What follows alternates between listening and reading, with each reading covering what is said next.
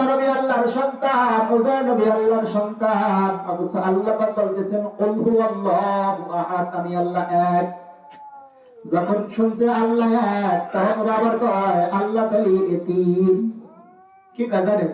আল্লাহ এতিম বলে, আল্লাহ এতিম বলে কিভাবে? বলে আল্লাহ তো এক, আল্লাহ এক, আল্লাহ কিছু নাই, তাহলে আল্লাহ এতিম? আসলে আল্লাহ এতিম না। এতিমের সংজ্ঞা কি? যার কিছু নাই সেই তো এতিম। তাহলে আল্লাহ বলতেছেন কুল হুয়াল্লাহু আহাদ, আমি আল্লাহ এক, আমি একজন। ইহুদিরা কয় আল্লাহ তাআলা এতিম। আল্লাহুস সামাদ, আল্লাহ কারো কাছে মুখাপেক্ষী নন।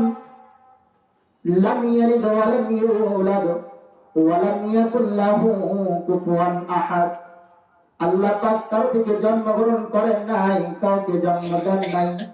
আল্লাহ পাকের সন্তান নাই, আল্লাহ পাকের স্ত্রী নাই, এবং আল্লাহ পাকের সমকক্ষ কেহ